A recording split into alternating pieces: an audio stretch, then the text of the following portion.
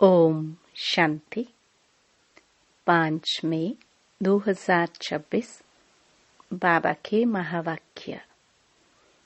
मीठे बच्चे, सुख शांति का वरदान एक बाप से ही मिलता है, कोई देहधारी से नहीं।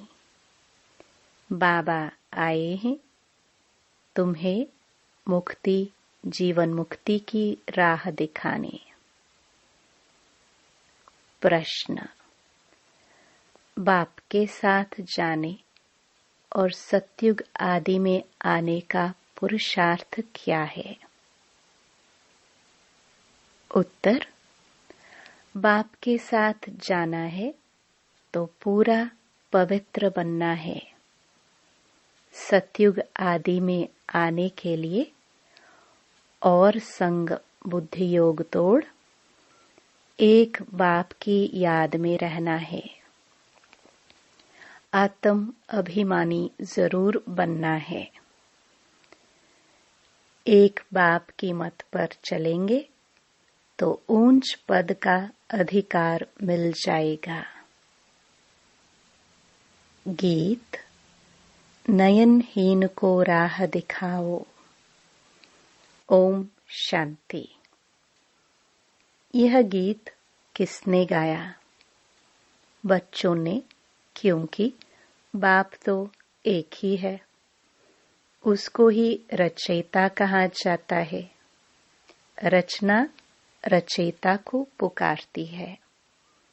बाबा ने समझाया है, भक्ति मार्ग में तो तुमको 2 बाप है, एक लौकिक, दूसरा है पारलौकिक। सभी आत्माओं का बाप एक ही है। एक बाप होने से सभी आत्माएं अपने को ब्रदर्स कहते हैं। उस बाप को पुकारते हैं, ओ गॉड फादर, ओ परम पिता, रहम करो, क्षमा करो। भक्तों का रक्षक एक भगवान ही है। पहले पहले तो यह समझाना चाहिए कि हमको 2 बाप हैं। अब पारलौकिक बाप तो सभी का एक है, बाकी लौकिक बाप हर एक का अलग अलग है। अब लौकिक बाप बड़ा व पारलौकिक बाप बड़ा। लौकिक बाप को तो कभी भगवान व परमपिता नहीं कहेंगे। आत्मा का बाप एक ही परमपिता परमात्मा है।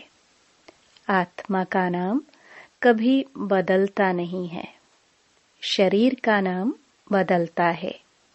आत्मा भिन्न भिन्न शरीर ले पाठ बजाती है, अर्थात पुनर्जन्म लेती है। आखिर भी कितने जन्म मिलते हैं, सो बाप ही आकर समझाते हैं। बच्चे, तुम अपने जन्मों को नहीं जानते हो। बाप आते ही भारत में हैं, उनका नाम शिव है। समझते भी हैं शिव परमात्मा है। शिव जयंती व शिवरात्रि भी मनाते हैं। वह निराकार है, जैसे आत्मा भी निराकार है। निराकार से साकार में आते हैं पाठ बजाने। अब निराकार शिव तो शरीर बिगर पाठ बजा न सके।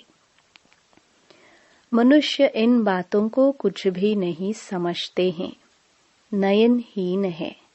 यह शरीर के 2 नेत्र तो सबको है, तीसरा ज्ञान का नेत्र आत्मा को नहीं है, जिसको दिव्य चक्षु भी कहते हैं।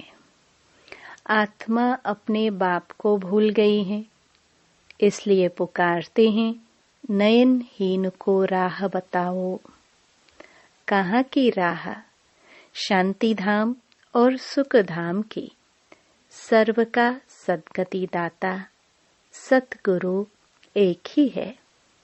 मनुष्य मनुष्य का गुरु बन सद्गति दे नहीं सकता। न खुद सद्गति पाते हैं, न औरों को देते हैं। एक बाप ही सर्व को सद्गति देते हैं। उस अलफ बाप को ही याद करना है।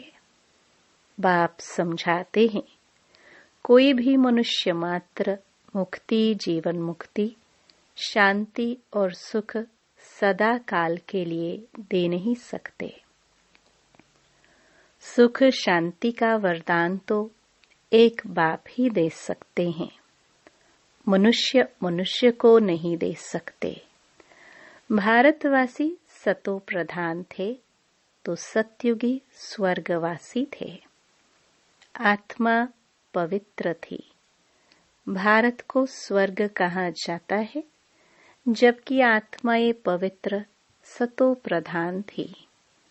तुम जानते हो, बरोबर आज से 5000 वर्ष पहले भारत स्वर्ग सतो प्रधान था।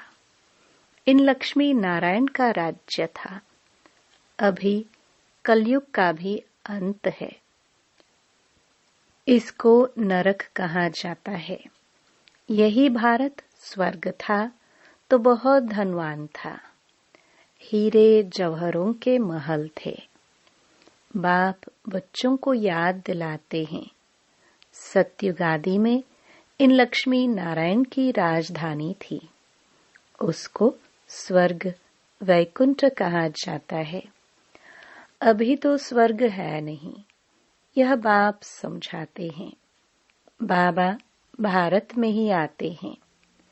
निराकार शिव की जयंती भी मनाते हैं, परंतु वह क्या करते हैं यह कोई नहीं जानते। हम आत्माओं का बाप शिव है, उनकी हम जयंती मनाते हैं। बाप की बायोग्राफी को भी नहीं जानते। गाया भी जाता है, दुख में सिमरन सब करे। पुकारते हैं, ओ गॉड फादर रहम करो। हम बहुत दुखी हैं, क्योंकि यह रावण राज्य है। वर्ष वर्ष रावण को जलाते हैं ना, परंतु यह किसको पता नहीं कि 10 शीश वाला रावण क्या चीज है। हम उनको जलाते क्यों हैं? यह कौन सा दुश्मन है जो उनकी एफिजी बनाए जलाते हैं?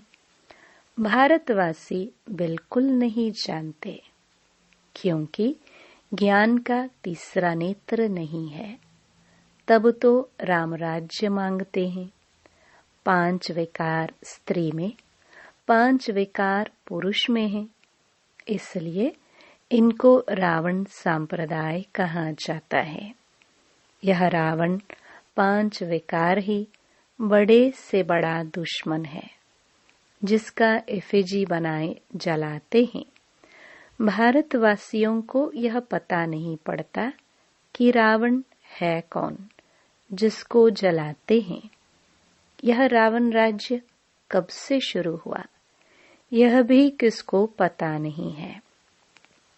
बाप समझाते हैं, राम राज्य सतयुग त्रेता, रावण राज्य द्वापर कलयुग।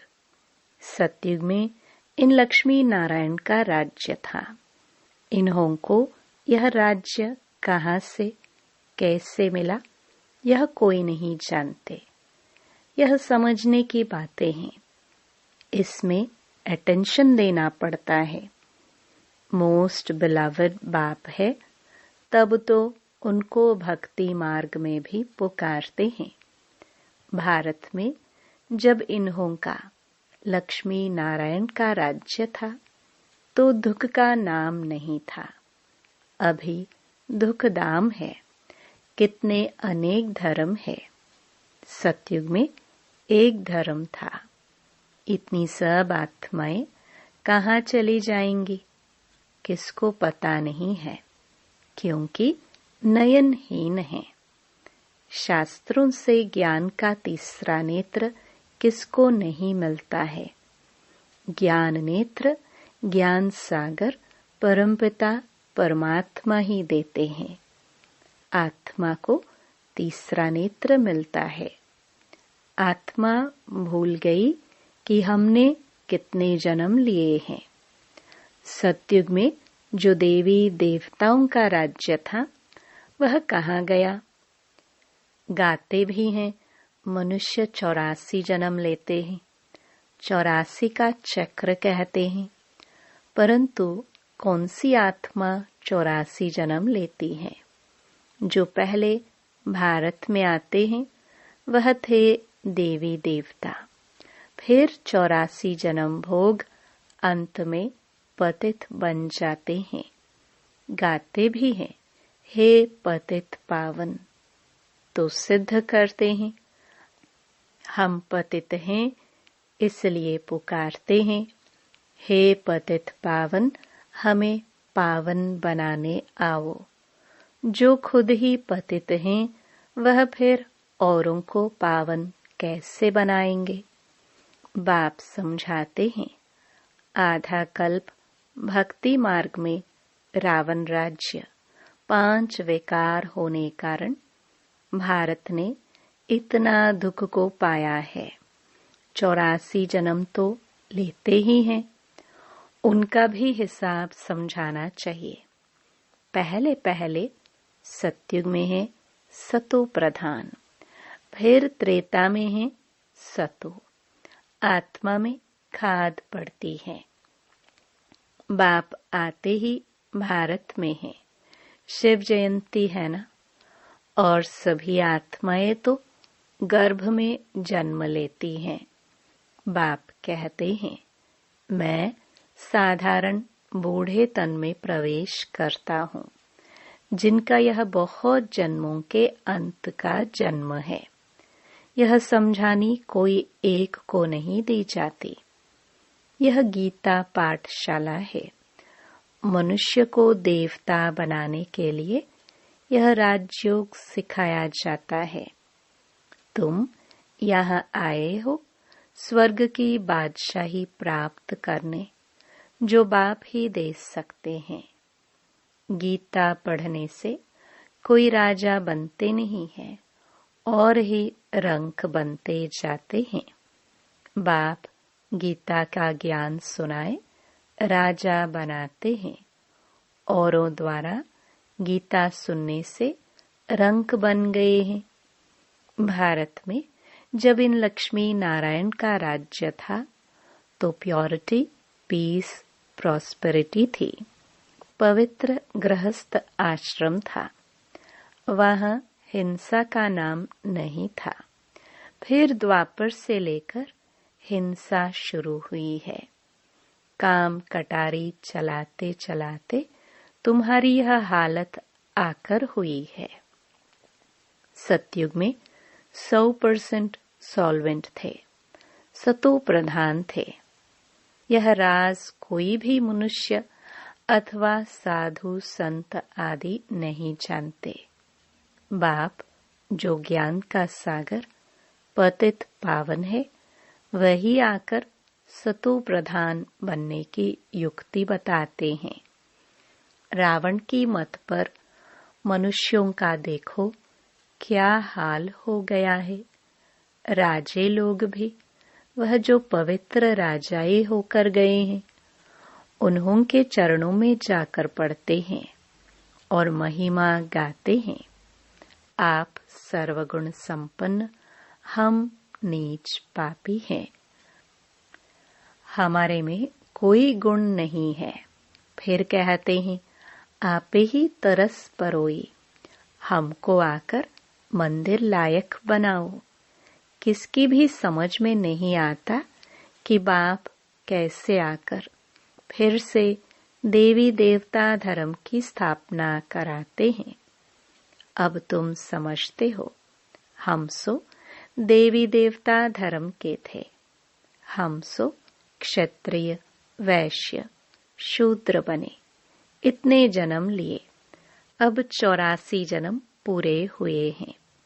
फिर दुनिया का चक्र फिरना चाहिए, इसलिए फिर तुमको पावन यहाँ बनना है। पतित तो सुख धाम, शांति धाम में नहीं जा सकते। बाप समझाते हैं तुम जो सतो प्रधान थे, वह तमो प्रधान बने हो। गोल्डन एज से फिर आयरन एज में आए हो, फिर गोल्डन एज बनना है, तब मुक्ति धाम सुख धाम में जा सकेंगे। भारत सुख धाम था, अब दुख धाम है। गीत में भी सुना, हम नयनहीन को राह बताओ, हम अपने शांति धाम में कैसे जाए। वो लोग तो कह देते हैं परमात्मा सर्वव्यापी है, फलाना अवतार है, परशुराम अवतार है। अब बाप परशुराम बन किसको मारते होंगे क्या? हो नहीं सकता। बाप समझाते हैं, तुमने इस चक्र में कैसे 84 जन्म लिए हैं। अब मुझ अलफ को याद करो। हे आत्माएं, देही अभिमानी बनो। देह अभिमानी बन तुम बिल्कुल ही दुखी, कंगाल, नरकवासी बन पड़े हो। अगर स्वर्गवासी बनना है तो आत्म अभिमानी जरूर बनना है। आत्मा ही एक शरीर छोड़ दूसरा लेती है। अब 84 जन्म पूरे हुए हैं, फिर सत्युग आदि में जाना है। अब मुझे याद करो और संग बुद्धि योग तोड़ो। रहो भल गृहस्थ व्यवहार में, अपने को आत्मा निश्चय करो। आत्मा एक शरीर छोड़ दूसरा लेती है। अब देही अभिमानी बनना है। मुझे याद करो तो खाद सब जल जाएगी, तुम पवित्र बन जाएंगे। फिर मैं सब बच्चों को ले जाऊंगा। अगर मेरी मत पर नहीं चलेंगे तो इतना ऊंच पद नहीं पाएंगे। इन लक्ष्मी नारायण का ऊंच पद है। जब इन्हों का राज्य था तो और कोई धर्म नहीं था। द्वापर से फिर और धर्म आते हैं।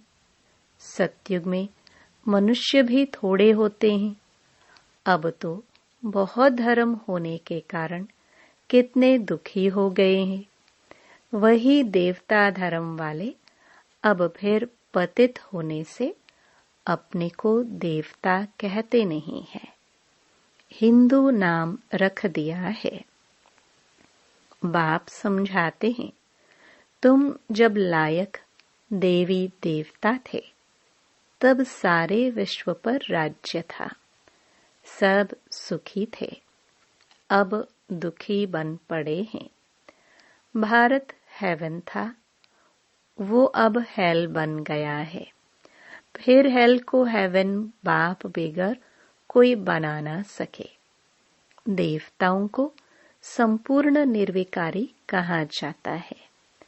यहाँ के मनुष्य तो संपूर्ण विकारी है। इनको कहा जाता है पतित। भारत शिवालय था, शिव बाबा की स्थापना की हुई थी। बाप स्वर्ग बनाते हैं, फिर रावण नरक बनाते हैं। रावण श्राप देते हैं। बाप 21 जन्म के लिए वर्षा देते हैं। अब तुम हर एक बाप को ही याद करो, कोई भी देहधारी को नहीं। देहधारी को भगवान नहीं कहा जाता। भगवान तो एक ही है। बाप तो बेहद का वर्षा देते हैं, फिर रावण श्रापित बना देते हैं। इस समय भारत श्रापित है, बहुत दुखी है। अब इस रावण पर जीत पानी है। गाया भी जाता है, दे दान तो छूटे ग्रहण। वो ग्रहण जो लगता है वह तो पृथ्वी का परछाया है। अब बाप कहते हैं, तुम्हारे ऊपर 5 विकारों रूपी रावण का ग्रहण है। यह 5 विकार दान में दे देने हैं। पहला तो दान दो कि हम कभी विकार में नहीं जाएंगे। यह काम कटारी ही मनुष्य को पतित बनाती है। अच्छा, मीठे मीठे सिखिलदे बच्चों प्रति माता पिता बाप दादा का याद प्यार और गुड मॉर्निंग। रूहानी बाप की रूहानी बच्चों को नमस्ते। धारणा के लिए मुख्य सार। पहला, बाप जो नॉलेज देते हैं उसे पूरा अटेंशन देकर पढ़ना है। ज्ञान के तीसरे नेत्र से अपने 84 जन्मों को जान अब अंतिम जन्म में पावन बनना है। दूसरा,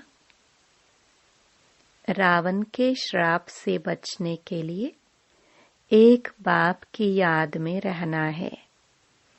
5 विकारों का दान दे देना है। एक बाप की मत पर चलना है। वरदान, ताज और तिलक को धारण कर बाप दादा के मददगार बनने वाले दिल तख्त नशीन भाव। जब कोई तख्त पर बैठते हैं तो तिलक और ताज उनकी निशानी होती है। ऐसे जो दिल तख्त नशीन है उनके मस्तक पर सदैव अविनाशी आत्मा की स्थिति का तिलक दूर से ही चमकता हुआ नजर आता है। सर्व आत्माओं के कल्याण की शुभ भावना उनके नयनों से व मुखड़े से दिखाई देती है। उनका हर संकल्प, वचन और कर्म बाप के समान होता है। स्लोगन, सरल याद के लिए सरलता का गुण धारण करो। संस्कारों को सरल बनाओ। ये अव्यक्त इशारे सदा अचल, अडोल, एक्रस स्थिति का अनुभव करो। जिसको ड्रामा के ज्ञान की शक्ति प्रैक्टिकल जीवन में धारण है वह कभी भी हलचल में नहीं आ सकते। सदा एक रस, अचल अडोल बनने और बनाने की विशेष शक्ति यह ड्रामा की पॉइंट है। इसे शक्ति के रूप में धारण करने वाले कभी हार नहीं खा सकते। इस कल्याणकारी ड्रामा की हर सीन में कोई न कोई कल्याण समाया हुआ है। धैर्यवत बन साक्षी हो देखने का अभ्यास करो तो अचल अडोल रहेंगे। ओम शांति।